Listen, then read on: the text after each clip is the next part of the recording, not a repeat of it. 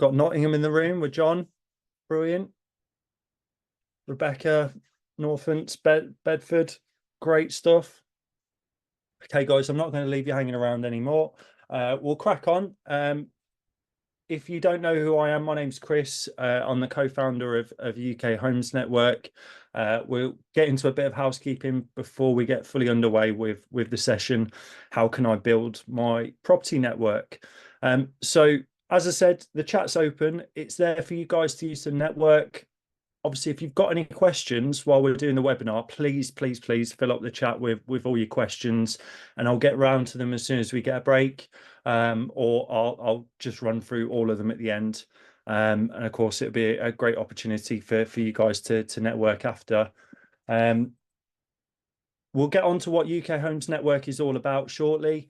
But if you're not already a member or haven't got the app, you just use the web-based version. You can scan the QR code now and download the app. I think the fastest anyone's created a profile on the app is 12 seconds. So if you can beat that, I'd be very impressed indeed. Yeah, we're going to get fully into UK Homes Network so you know what it's all about. And for those guys that are existing members, what we'll do is we'll cover off some of the functions and tools that you might not have seen before. But what we're really going to do is delve into how you build your property network and your personal brand within the industry. And to keep you updated, we also have a webinar coming up on the 16th of August at 10 a.m. It's with a good friend and partner of UK Homes Network, Andy Butts. Andy is the new Homes and Investment Director at Centric. Centric are doing amazing things in the industry at the moment, and they are particularly focused on raising standards across the industry, but really they're working hard to get involved with the industry more and actually be on the ground level with investors and support them in their investments. So Andy's going to share some light on shed some light on all the great work that they're doing. So I really hope you can join us. If you want to keep up to date with all the webinars and all the great stuff we're doing, then you can obviously sign up to UK Homes Network, and in the events tab, we'll list all our webinars that we've got planned. We've got a great series running between now and Christmas. Yeah, we'll get all those events up there so that you can register for those. Again, apologies for the live stream for those members that are joining us that tried to access the live stream. We've had a couple of technical issues literally just as we started that we couldn't have foreseen. So we'll try and get those fixed for the next webinar. Now, I want to give you a bit of context as to who I am and why I'm talking about building a property network. So my name's Chris. I've been in property for about 12 years. This year I launched UK Homes Network, which is the UK's first networking platform exclusively for the property industry. But prior to that, I've been networking since 2013. And how that came about is I was working in an estate agency office, and my boss turned around to me just out of the blue and said, "Chris, we need to be doing more on with investors, landlords and developers. So could you please get yourself along to a couple of networking events and explore networking opportunities with people across the industry?" And I think for like most people, I joined the local PIN meeting in Coventry and did that for a couple of years and really got a lot out of it. But one of the things that I've had to learn to do, and I don't think this is a case for most people, is I've actually had to learn how to network 3 times. So the first time I learned how to network is obviously the first time I'm doing it, getting out there, understanding how people interact with each other, the body language, what to do, how to promote yourself. And then the second time was obviously COVID. I don't want to get into all the COVID cliches of, you know, the new normal and being locked down and how everything was different when we came out. But certainly I think for a lot of people that I spoke to, it was weird learning how to sort of do business again face to face because we'd just done everything on Zoom before. So relearning how to network post COVID. And then 18 months ago, I decided to quit booze, and I had to relearn how to network again because I was basically using booze as a social lubricant. So having a couple of pints before I go in, just to give me that little bit of confidence boost when I'm networking with other people across the industry. So that's what I think I'm particularly in a good position to share how to build a property network. Just based on my experience, and maybe it's not the sort of usual route that most people follow. To add to that, I also got diagnosed with a mental health disorder at the age of 26. So typically I'm a little bit more socially awkward than most people. And if you've been to a networking event, sometimes with me, sometimes I do have to take sort of 5-10 minutes out just to reload the social batteries and get back in there and start networking again. On top of all that, I've also launched my own networking events a couple of years ago. So I've seen both sides, from the position of someone going into those events trying to network, but also hosting an event. We ran a couple of events in London and also a couple in Birmingham. And so I can sympathise. I know we've got Mark on the call who runs the Northampton pin. So Mark, my heart goes out to you because I know how hard you guys work. And then that brought me on to the launch of UK Homes Network in 2024. I really felt that we could do more online, and the social media platforms that we use don't necessarily help us in terms of promoting what it is we're trying to do in property in an effective way. And they're constantly making it harder with the algorithms and all the other stuff we're going to get into today. So I thought we'd sort of break down exactly what today's session is going to be all about, and give you an idea of what we're going to do over the next 45 minutes. So we're going to establish what is a property network and why it's important to build one. I think it's always good to recap on what our objectives are and what we're hoping to achieve. I'm also going to talk about face-to-face events and the importance of networking face-to-face. I'm also going to talk about my experiences of how not to be awkward at a face-to-face networking event, but also I probably could write a book on it. So I've managed to condense it into just parts 1 and 2. But yeah, we'll get onto that in a little bit. And then once you've done the face-to-face events, how do we capture that interaction? So making the most of every conversation that we have when we're at networking events, and also the presence that social media takes within the property industry now in building your property network. I have put the little sick face emoji next to that social media because it can make people feel a little bit sick when we use the word social media. It is quite daunting using social media to promote your personal brand. So I'm going to give you some tips and advice on content and some of the tools that I use to promote myself or UK Homes Network. And then that will nicely bring us onto what is UK Homes Network and how you can use it and adopt it as part of your strategy for building a good property network, and attracting even more stakeholders, more customers, that kind of thing. If we've still got time at the end, we'll do a live Q&A. But if you've got any questions, please do drop them in the chat. I can see them in the chat as we go along, and hopefully we'll be able to answer those as and when they come up. So yeah, to establish exactly what a property network is, I had to look up and find the exact definition, but a property network refers to the interconnected system of relationships and interactions among different stakeholders in the property sector. So this includes properties, owners, estate agents, tenants, financial institutions, and service providers. It represents the dynamic interactions and dependencies between these entities, facilitating the management, sale, lease, financing, and maintenance of estate assets. So in short, it's about the relationship that we have with stakeholders and attracting the best kind of suppliers, stakeholders into our network, to ensure basically we're making money. And why is it so important? Well, there's a number of different reasons. The first one that everyone loves is below market value deals. We all want to feel like we're going to get a deal when we're sort of looking for properties. The problem is if you've not built a solid property network, if you're visiting your local estate agent and every time they've got a doer upper on the books and you're offering 20 to 30 grand below the asking price, if you've not built a personal brand or a sustainable relationship with that individual, it's very unlikely that they can fight your corner with the vendor.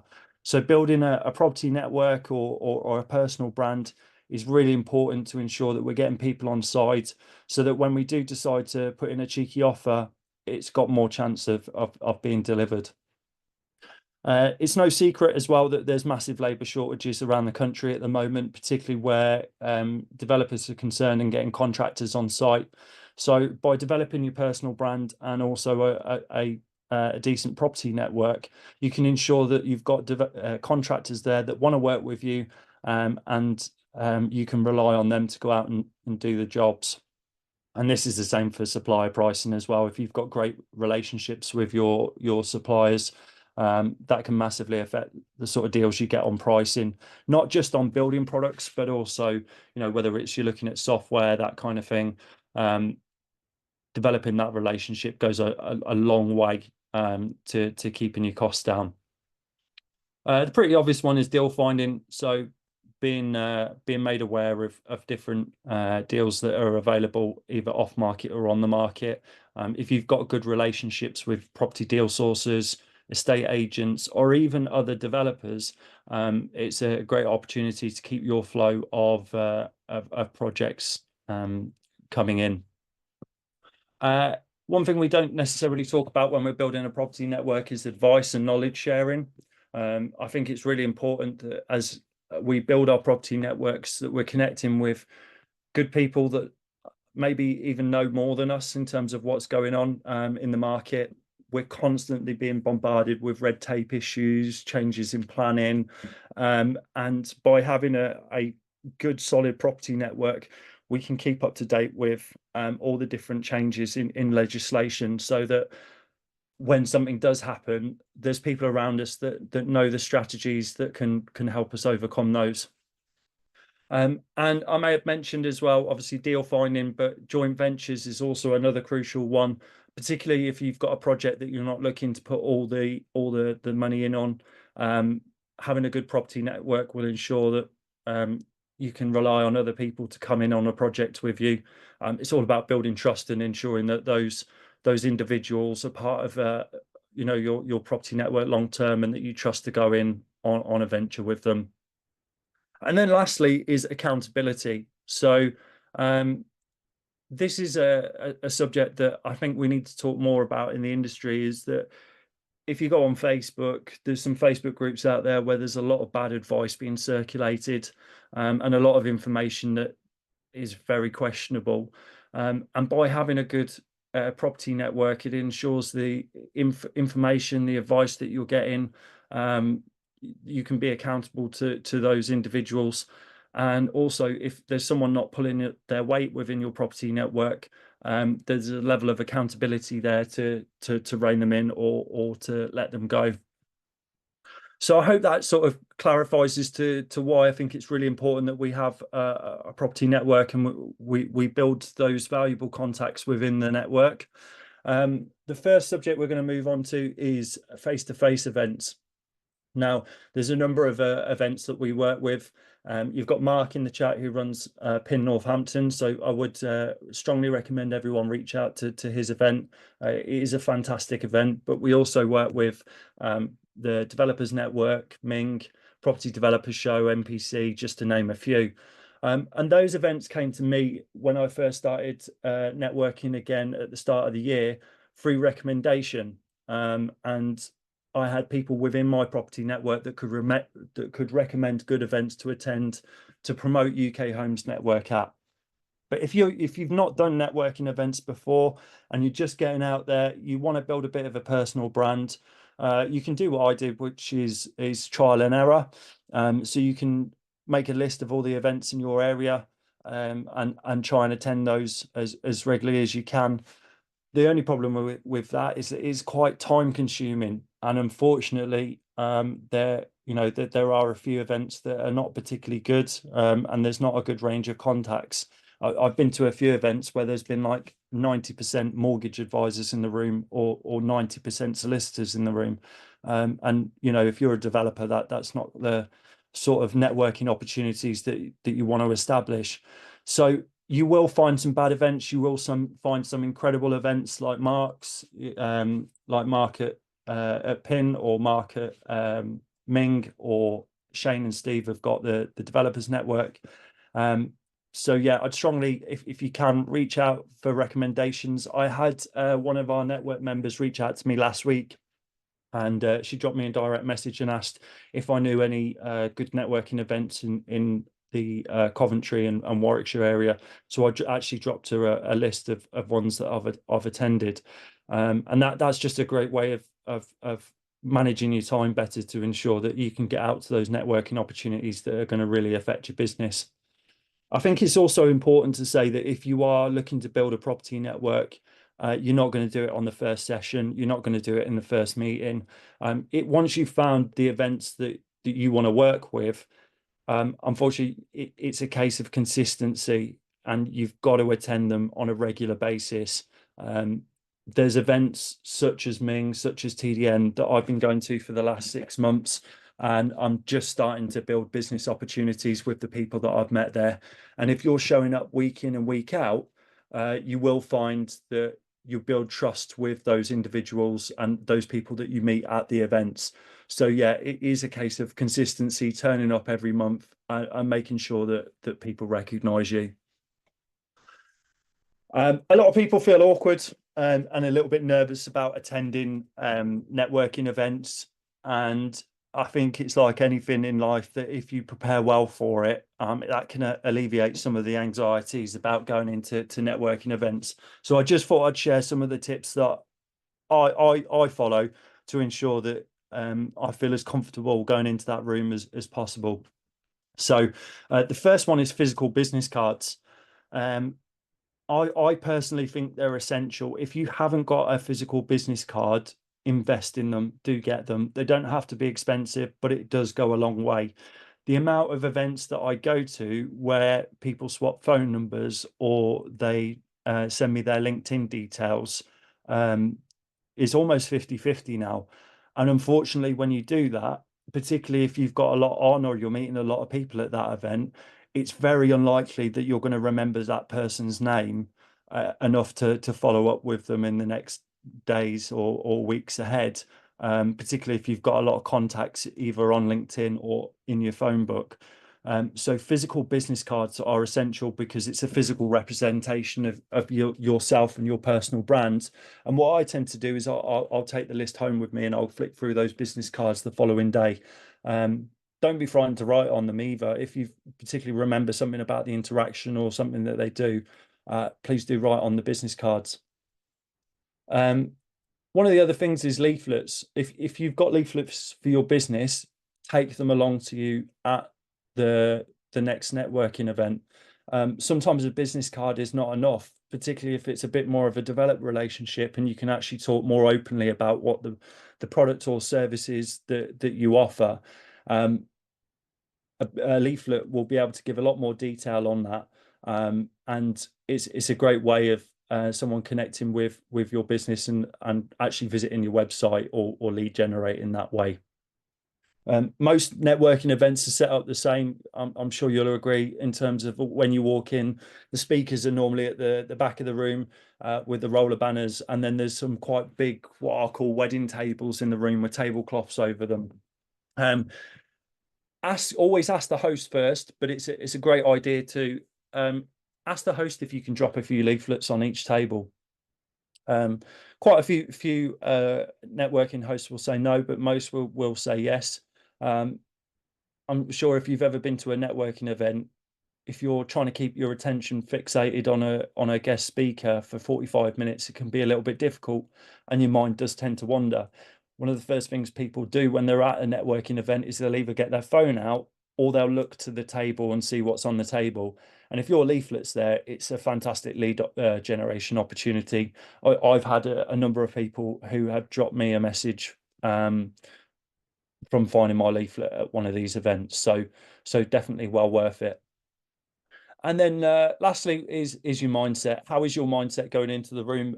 It's massive to say that having a positive mentality is going to attract positive reactions from people in the room.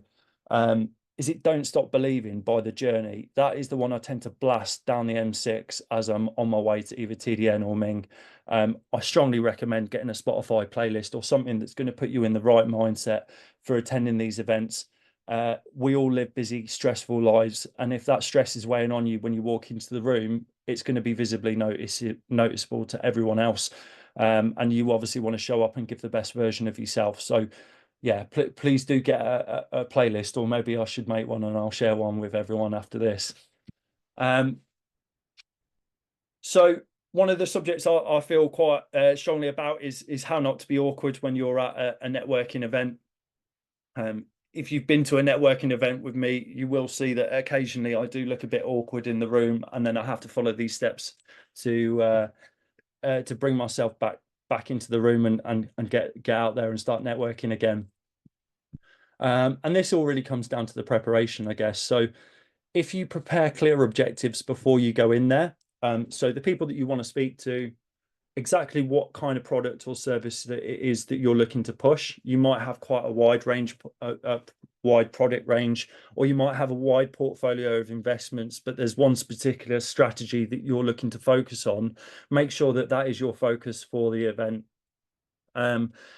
So listing your objectives before you go in there is a really great way of identifying what it is that you're there to do. And if the conversation goes a bit wayward, it will also bring you back in and remind you that you need to speak to more people to hit those objectives. List your target audience. So there are a number of networking hosts or a number of networking events that will give you an attendees list. So they'll give you an idea of the kind of people that that are going to attend. So it gives you a little bit of notice in order to make sure that you're having the right conversations with the right people, or you're getting in front of the right people. A lot of events will also release that attendees list after. But if you're going to events like Mark at PIN, then most of the people that attend those events come back week in and week out. So if you identify those people, then the next time you go, you can make a list of the ones that you want to speak to next time. So that's really helpful.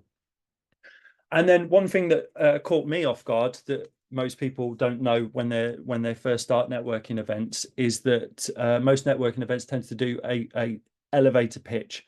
So they'll go around the room and they'll give you an opportunity to pitch your business to the rest of the room.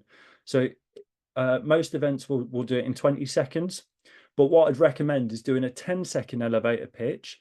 So this is a great way to tell someone what you do when you're just having a face-to-face interaction without having to go into a full sales pitch, but still giving them the detail. And then do a 20-second elevator pitch so that when you're asked to stand up in the room and present it to the whole room, you get all the information out and you deliver it clearly to the rest of the room. I've done this with and without. Normally what I'll do is I'll write all the notes down on my phone of my 20-second elevator pitch. And if I'm feeling particularly nervous that day or off guard, then at least I've got my pitch written down and the notes on my phone, and I can deliver that clearly to the rest of the room. Likewise, if you've got your 10-second elevator pitch, it's always great to fall back on that so that when you're having your first interactions with people, you can deliver exactly what it is you do nice and clearly without getting too nervous or anxious about that social interaction. And then this is part 2 of how not to be awkward. So be identifiable. I got this tip a couple of years ago from someone that was extremely good at networking, and it's kind of stayed with me ever since, and that's be identifiable. So try and match what you're wearing in your social media profile picture to what you're wearing at networking events. One, it will make you really easy to be found on social media, but 2, it's a nice way of building quite a prolific personal brand quite quickly. So, for example, if you're the sort of person that likes to turn up in a bright pink suit or a bright orange shirt at these networking events, make sure that's in your profile picture as well. And then you'll build up a bit of a personal brand as the property guy or property lady with the orange shirt. So yeah, it does make a massive difference if people can immediately identify you, particularly when you're searching on social media. It's not always clear what people look like from their profile pictures when they're minimized in the search icon. So definitely give that a go. Next is approachability, and I think one of the big subjects that we need to talk about in property networking events and building a property network is approachability, and body language. Your body language can tell a lot about yourself to the rest of the room. So if you're standing face to face like this is a closed conversation, and it means that the dialogue that you're having with that other person is really important, and all your attention is on them. Whereas if you're both standing a little bit more open and a little bit more spread apart, not necessarily facing each other, it's an open conversation where anyone can join. And what I'd say about that when you're actually in the room is it might actually help when a conversation's sort of come into its natural conclusion, is that you can open your body language in order to bring someone in.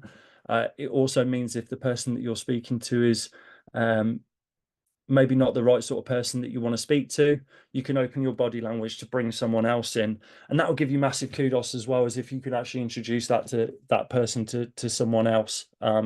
They'll feel like you're doing them a favor by introducing them and helping them grow their network. And then positioning in the room. If you walk into the room, you've still got your jacket on and you stood next to the exit, that's a bit of a red flag in the subconscious. It might look like you're already willing to leave. So what I'd recommend doing is, if you're going to these face-to-face networking events, stand as far away from the exit as possible, take your jacket off, make yourself look nice and comfortable, and naturally people will gravitate to you. If you've ever been to a networking event, people do generally tend to congregate at the back, and that's where most of the conversations happen. So you want to be right in where the action's happening, and people are more actively engaged. You'd be surprised at the amount of people that go to networking events and don't follow up. I'm sure you've heard it before, but the business is all in the follow-up. Typically, I will follow up with someone within 24 hours of meeting them at a networking event. So if you've been kind enough to give me your physical business card, and I've given you one myself, I will engage with you within 24 hours. And as most business leaders tend to struggle with short-term memory, making sure it's within the first 24 hours really helps cement your face or your personal brand with that individual. So yeah, getting your follow-up done as quickly as possible is really important. The last thing you really want to do when you're doing a follow-up is pitching to them. So I always recommend doing it via email, and if you're brave enough to pick up the phone and call someone, then fair play. But an email seems to be quite a nice way of doing it. You can basically just put in the email any sort of callback to the conversation that you had. You don't want to talk about what it is that you offer, the service you offer. If you've offered to do something for them, then please do put details of that, but it's not about you pitching to them. So you typically want to maybe quote something that was said during the conversation, or I tend to pick up on sports teams. So if anyone's told me that they're a particular follower of a football club or a sports team, or there was a joke that was made during the conversation, I'll use that in the email so that the person receiving that email knows that it's a personal email. It's not just something that's automatically generated every time you attend one of these networking events. So yeah, once you've sent that email, the only call to action that you ever need in that is to book another meeting. And typically what I'll ask is, do you want to grab a coffee via Zoom for half an hour and just catch up? So it's not a call to action in terms of, do you want to buy my product or service? It's just to follow on the conversation, build that relationship, keep the trust going. And hopefully the more points of contact you have with that person, the quicker it is that they begin to trust you and the more likely they are to do business with you. Just going to take a second to read Jonathan's comment. So, Jonathan, my biggest frustration is trying to contact someone you met at a networking event and then they don't reply. How many times before you give up? Jonathan, I'm going to give you a massive tip that I only learned this week, and I learned it off TikTok of all places, but I've literally been implementing it this week, and it's massively changed my outlook on the follow-up. So, in the email subject line, here's the best advice I can give you: put their name, then put a cross, and then put your name. The open rate with an email like that is almost 90%, because you're literally putting their personal detail and your personal detail in the subject line. It almost looks like a meeting invite, and they will open the email. Of course, with the content of the email itself, keep it as personalized as possible. No salesy tactics. Invite them to have a catch up, a coffee, and offer to see what you can do for them as opposed to what they can do for you. So that would be my advice. But yeah, guys, just to recap on that. So in the email subject line, you want to put your name, or sorry, their name, their full name. So if it's Jonathan Cheney, put Jonathan Cheney, cross X, Chris Tremlett, and you'll watch the open rate of that email go up quite significantly. Don't know if I should tell everyone that though, because maybe the open rates will start dropping off if everyone catches on to that. But there you go. I hope that helps. So next up, we're going to get onto social media. Yes, Marmite, you either love it or you hate it. So I'm going to get into some of the frustrations that people have and then how we overcome those frustrations. Social media is not a quick fix. Social media takes you at least 12 months to build up a personal brand, bare minimum, and then potentially 12 to 18 months to see any business opportunities out of that once you've built a personal brand. So what I'd say is that it is extremely time consuming, which is one of the last points. So if you are embarking on social media, it does need to be something that you get into doing religiously, and that you adopt as part of your daily sort of tasks.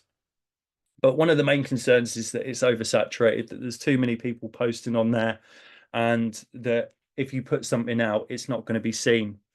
And in actual fact, the real reason that your post is not being seen is because of the changes in algorithm that are happening nearly on a monthly basis with social media platforms. So they're frequently changing how the content is either displayed or what the criteria is to make sure that your post gets the reach or put in front of the people that it should be. There's also a lot of misinformation. We talked about the sort of Facebook groups that are putting out terrible content out there or really bad advice. And that can put people off because they don't obviously want to be associated with that or want to enter into a sphere where that kind of advice is being circulated. There's also privacy concerns because there's, you are pretty much opening yourself up or giving information about who you are and what it is you do as an organization. And people are rightly concerned about the sort of data that they hand over now. We've also got time consuming. So as I said, if you're going to put the work into social media, don't expect any returns quickly, because that's just not the way it works on social media. Unless, of course, you're using UK Homes Network, where we estimate that the return on investment should be half of what it is on usual social media platforms. If that isn't a plug, I don't know what is. So I've been really negative about social media, but I'm going to try and bring it back around as to how you can use it and adopt it. And of course, I am negative about traditional social media, but it doesn't stop us using social media to promote UK Homes Network. And here's some of the things that I follow to try and promote my business, and it might actually help you promote your business or help you build your network online. So first things first is niche focus. A lot of people tend to do quite generalistic posts or quite they tend to talk about the industry as a whole, but they don't necessarily talk about what their core strengths are or what the strategies are that they're practicing. People are interested in you as an individual and what you can bring to the party, and particularly if you have a particular set of skills. For example, you might be a solicitor that specializes in shared lease options, or you might be a property investor that only works on BMV deals but manages to find quite a lot more than most. Those are particular subjects that people would be really, really interested in, but they're especially niche. So that's how you cut through the noise on social media, is the more niche you go and the more knowledge you can share, the more people are going to want to join your network, because you're establishing yourself as a thought leader and an expert within that particular field. Quality content. I'm sure we've all been on social media and seen the sort of whole mixture of content that's available now on there. There's some really bad stuff. There's some really good stuff. You want to prioritize high quality content, valuable posts that are going to mean something to someone, but also the imagery is clear, or the video is clear, and people can see exactly what it is that you're trying to deliver. I'm going to share with you some tips on how to produce some high quality content in a second, and some of the platforms we use. The next up is emotive language. It makes me cringe every time I think of the amount of times that I've done an emotive post and put it out there for the world to see. But when I look back at the posts that I put on social media that have had no emotive language versus the emotive language that I've used in some posts, it's completely night and day. If you can get people to buy into how you're feeling about a particular subject or discussion topic through emotive language, it can really transform the levels of engagement that you're having. So if you are telling people how you feel about a particular subject, or one of the most popular ones is that people tend to talk about their why and why it is they do what they do. That can really resonate with people and get people on board. We like to see people doing well. We like people to be honest and express their emotions about certain situations. One of the guys that's probably most good at this is, I don't know if you guys have watched a guy called Lorcan Donaldson. I recently watched his seminar at a local networking event, and he used a lot of emotive language and really got into the heart of how he was feeling through a particular project that he was working on. And you could almost hear a pin drop in the room, purely because everyone was hooked on his every word, because they could feel exactly what he was feeling in that moment. And that's what you want to demonstrate on social media. So yeah, if you can adopt emotive language as part of what you're doing, that's massively going to help. And then we've also got consistent branding. If you've got 12 logos, you shouldn't be using all 12 logos, because it's going to take your audience 12 times as long to recognize your brand. So you want to make sure that all the branding, the brand colors are the same, the language is the same. So we in marketing, we call it a tone of voice. So how you speak to people online, you want to be using the same tone of voice. You'll probably know Paddy Power and Monzo online. They have quite a well-renowned tone of voice, which is quite colloquial. They use a lot of banter with their customers, and that's really good for from a business to consumer market. But from a business to business market, particularly in property, you might want to do something a little bit more professional, but also keep it a little bit more light-hearted as well. So working out your tone of voice is good, and that level of consistent branding is going to help people resonate, is going to help your brand resonate with people, so that they can be attracted to your professional network or your property network a lot quicker. And then lastly is engagement. You'd be surprised at the amount of people that go online, and they put posts out day after day, and they never engage with anyone else's posts. If you look at the rise of the social media influencer over the last 10 years, and you spoke to probably 90% of them, they would all say that they have had to grow their network through engaging with other people. So that's when someone leaves you a comment, is commenting back. If someone likes your post, you like theirs. And then it becomes a reciprocal relationship where you're engaging with their post and they're engaging with yours. And then over time, that becomes a bit more of a cemented relationship. And you can reach out to them in the messages and the direct messages, and potentially grab a coffee, like just the same way that you would do a face-to-face event. But instead, rather than interacting face-to-face, you're liking and engaging with each other's content. So it's massively underrated. Your presence online is not just all about posts and content, it's also about engaging with other people's posts and content. So I hope that helps. Yeah, I said I'd share with you some of the tools that we use. We already touched on that it's really time consuming to use social media, and it can be really stressful if you're trying to produce high quality content, but you're struggling to. So I thought I'd share some of the tools that we use. You see in the top right hand corner, this is Canva.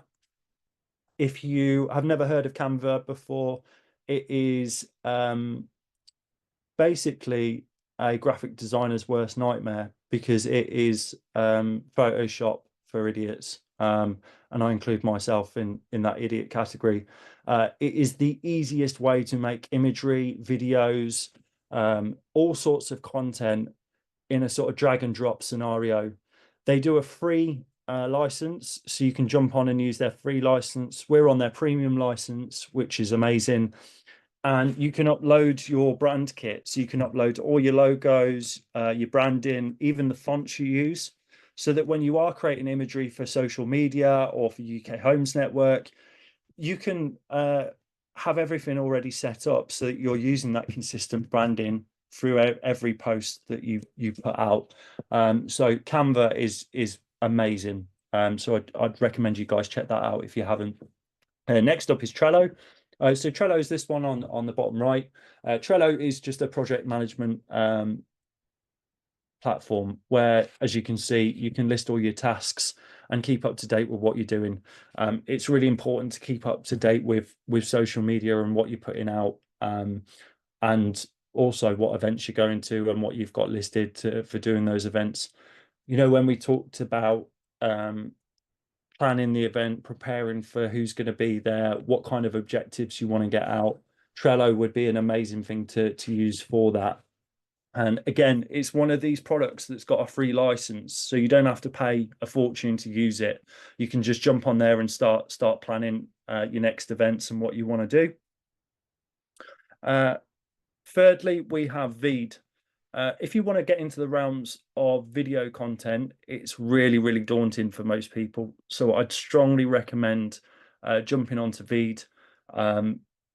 You may have seen the promo videos that I did where I'm filming myself in a park trying to promote this webinar. I put them out on social media, on Instagram, got quite a bit of traction. What you don't know is that when I was in the park, the wind was absolutely battering the microphone. And I was thinking, oh shit, I'm going to have to go and re-record this at some point. And I took it back, uploaded it to Veed, and Veed has a number of AI tools. And one of the tools actually allowed me to remove all the wind noise that was actually coming through the microphone. So all you could hear was my voice clearly. It's also got a load of other tips and tricks within there that you can use, so that if you don't feel comfortable in using producing your own video content in the way of editing it and that kind of thing, it's got loads of AI tools that can massively help you. We're a bit pushed for time, so I'm going to try and speed through this. Hootsuite is a platform that you can use.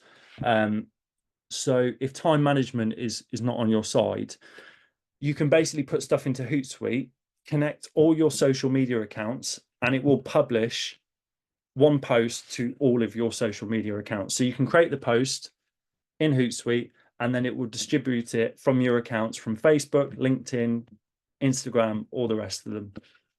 So it's great for time management, although it's not specifically formatted for each social media profile. So you might need to just check how it appears when it's posted. And then lastly, I've put this with an asterisk next to it because it deserves a massive caveat: ChatGPT. If you're using ChatGPT to build your property network, to promote your personal brand, do so with absolute caution. The amount of posts that I go onto LinkedIn now and see that have been written by ChatGPT is inundated. ChatGPT is a fantastic tool for managing, to provide you with ideas for different types of content, checking spelling, grammar, maybe rewording something. But to copy and paste something directly off ChatGPT is almost commercial suicide for your business, because the algorithms on social media have now detected when something's written by AI like ChatGPT, and that will actually destroy the reach or the amount of eyeballs that your posts get in front of. So what you want to do is anything that you do on ChatGPT, take it from ChatGPT and write it into your own words. You'll also find that the wording in ChatGPT is all over the place. They tend to use a lot of buzzwords that you can rewrite and put it more into your language. So yeah, it's a great tool, but don't use it as gospel. John's just asked a question. Do you use any CRM tools to manage all your contacts and interactions? So I would recommend, if you're looking for a recommendation, John, from a marketing perspective, HubSpot is the best, but it's extremely expensive.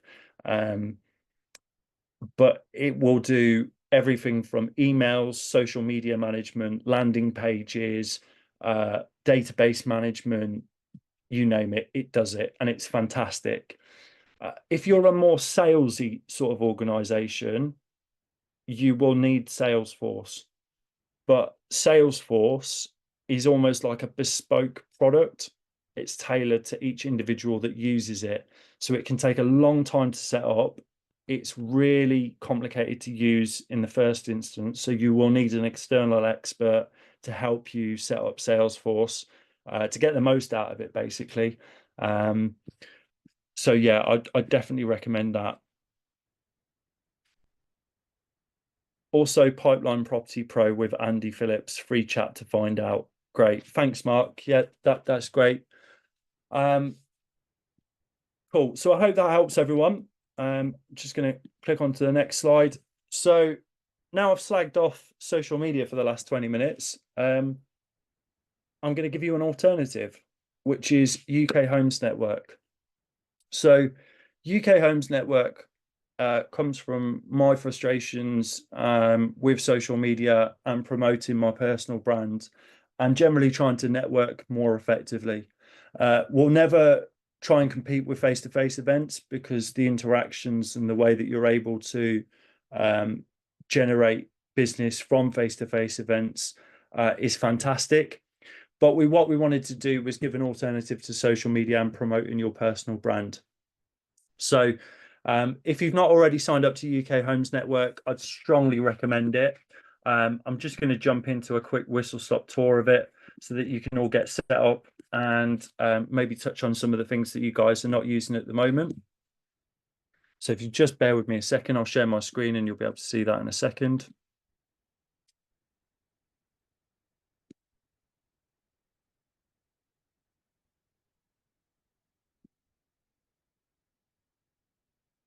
Great. I hope you guys can all see that. Just going to make sure the chat's open. So if you've got any questions. Great. So this is the main menu when you come into UK Homes Network. So you'll see we've got a number of different options, and it is set up very similar to your social media platforms, but it's a lot simpler to use, a lot nicer to use, a lot easier. So when you come into UK Homes Network, the first place you want to go to is the network. And this is where you can promote your business, talk about what it is you do in the industry, or create really interesting discussion topics. You'll see the little plus icon down the bottom here. This is where you can attach images, GIFs. You can take pictures with it. From our premium members, you'll also be able to live stream directly into the platform. And you can see you can share a wide range of content from videos, images. You can share links to your website, articles, PDFs, all that kind of stuff. So this is a really nice way of promoting your personal brand. But the benefit of this is that you don't have to rely on building up a huge following, because once you post into the network, everyone sees it. And there's no algorithms determining who should see your post and who shouldn't, because the network is all verified full of property professionals. So I'd strongly recommend doing that. You've also got the function of your profile. So you can edit your profile here. where you can have as much detail or as little information about you as possible. So you can even add a bio or a biography, which you can use. A lot of people tend to copy and paste the ones that they've got on LinkedIn. And what's great about the bio is that it's actually searchable in the network. So if you wanted to search for a keyword, for example, mortgage or staging, that kind of thing, if those keywords are in your bio, people will be able to find you a lot easier. But as I say, the great thing is that when you post into this network, everyone sees it. So it's not a case of how many followers you've got and how big your reach is. The responsibility on us is to grow the network as quickly as possible.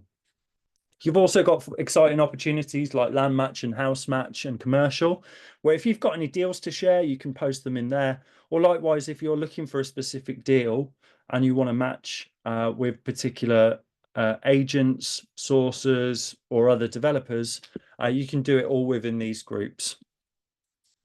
There's also a direct message function so that you can message people directly within the group, within the network, so that if you want to take a little bit more private conversation, you can do that all through UK Homes Network. For our premium members as well, we also have groups. So you can promote your own group if you want to have a private community with your own colleagues, people you work with, stakeholders, your own property network. You can create your own group, just like the Developer Show have done, where you can post content directly from yourself or engage in specific discussion topics around what it is that you guys want to talk about. And the great thing is with this is that you can actually become a moderator of this group. So you get to decide who comes into the group and who you reject if they put an invitation and they don't fit your criteria of coming into that group. We've also got media. So we talked about the face-to-face events. So a range of webinars, face-to-face events, you'll be able to go to the events tab. And for example, we've got the Developers Network coming up. You can buy tickets through the app, or you can go onto their listing and find out a little bit more information about the event. So you can kind of work out, alleviate that trial and error success that you've had when going out and finding different networking events. We've also got a cool function at the top as well. So if you click this calendar button, it will also add the event to your own calendar, either on your mobile or on your laptop. So you can add the event directly in there as a reminder. You've got all your notifications. That's pretty self-explanatory, just the same as you would on social media. If you want the recording of this webinar, all our recordings will go into the video section and you can watch that back. Likewise, if you're on our industry license and you want to promote particular content from your business, we can promote that within the media center as well. We've also got podcasts and also articles as well. So yeah, we're getting on for an hour now. So I'm going to open the chat up and see if anyone's got any more questions. Anyone needs any help with anything, or you've got any questions about UK Homes Network that I can maybe answer. So I'll give you guys just a couple of minutes to type something out if you've got any questions. But yeah, I hope you've found this session useful. All feedback would be very, very welcome. And just to say as well, guys, we've also got our health and wellbeing group. So if you need advice on stress management, mental resilience, we've got two fantastic experts posting daily content in there to help you out with sort of the challenges of working in the property industry.